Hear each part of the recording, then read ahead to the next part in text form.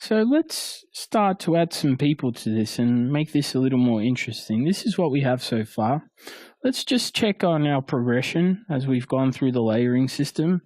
So I'll just take all these off. And as we can see, we've got our backplate, which we've worked up.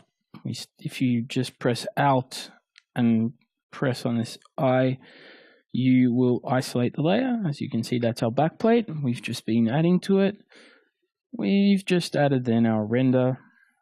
As you can see, we've just gone into our render and slowly we're building up our image. This also kind of helps because you can see like little things when we're working on such a tight timeline. And I mean, architectural images, the basis of them, this is I would say a medium loose one, but as you start to work through them, you will see that they're quite loose, especially aerials, just because the detailing in them, it's more about actually catching your eye and catching the attention of your eye and drawing focus to what's important, and what's important is the architectural object, how it fits into this scene and to its urban context.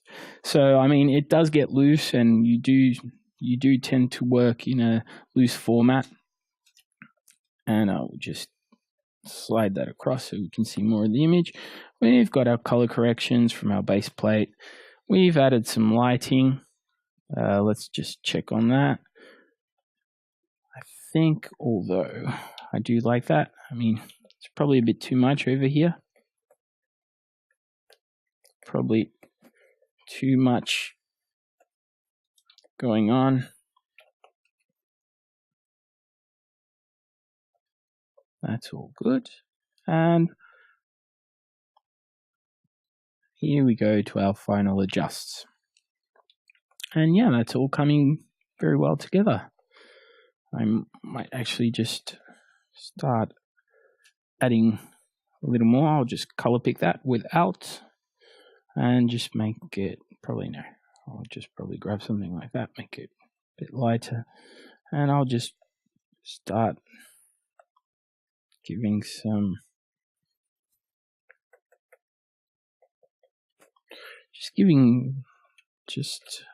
so it seems it's kind of foggy nightish, and we just bring out certain lights and certain details. Let me just erase slowly from that. I'll make that a bit wider. And I mean, we don't want to just detract from our central view and from our centerpiece. So we kind of don't want to bring these out too much.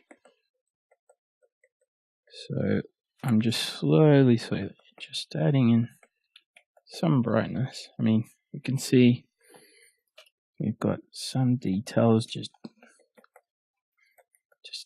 turning into a much more interesting piece. Then again, as you can see, yeah, I mean, the majority of the brushes I use are pretty simple brushes, and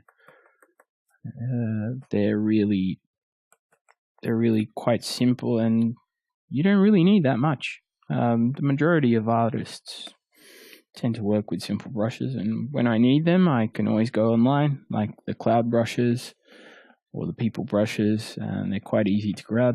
After a while, you'll start to create your own libraries. I'm starting to create mine too, but in the majority of cases, I just tend to use just simple brushes, and those do work quite well. As you can see, yeah, that's working pretty well. So let's create some people here. Let's add some interest. So this is a technique I learned a while ago.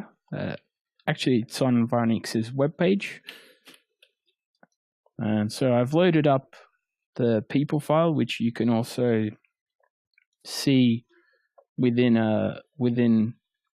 the files I've provided, and they're free of charge to use.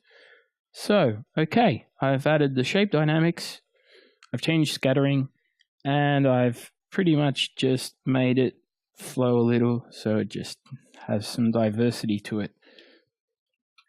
Let's grab our person, and they're really small, so you won't even see them.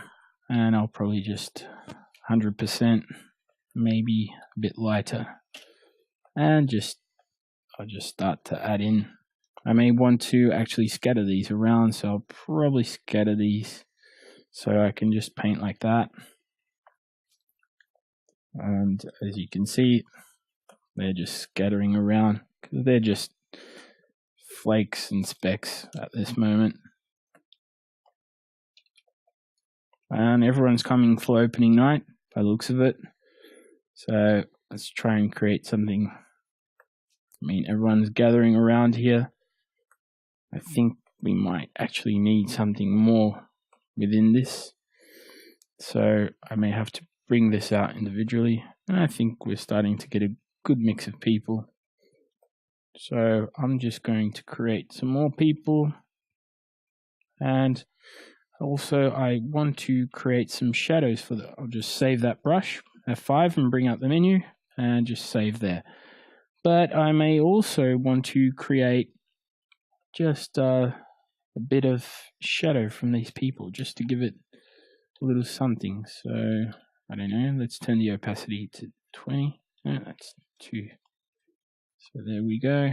So as you can see, we're starting to add some detail. So I'll just pause that while I do that, and we'll get on to the next part of this tutorial and this lesson. So I'll see you just a second.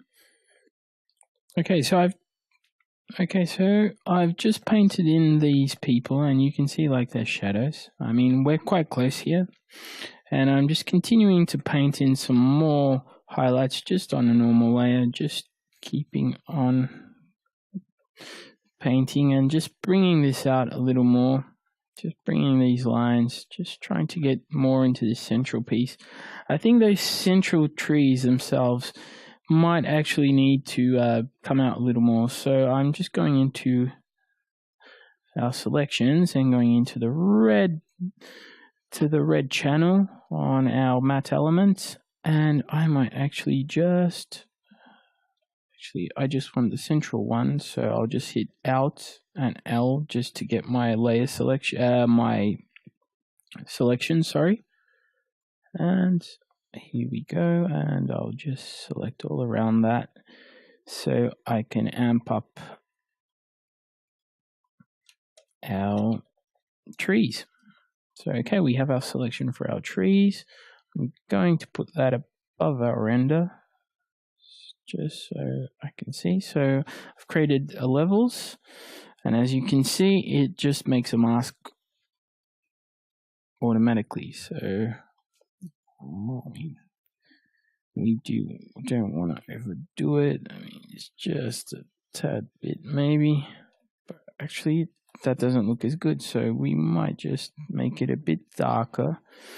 Grab a gradient tool, make sure it's set to transparent and black, and just erase out and just giving it a little more depth. So it's just helping out a little bit to give it a little bit of depth. So I think that's pretty much all for this lesson.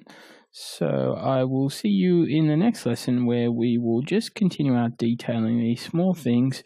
And we're pretty much nearing the end on this tutorial. So, I mean, we'll just keep on detailing and go into the final bits in the next 2 lessons, I would say. So I'll see you in the next lesson.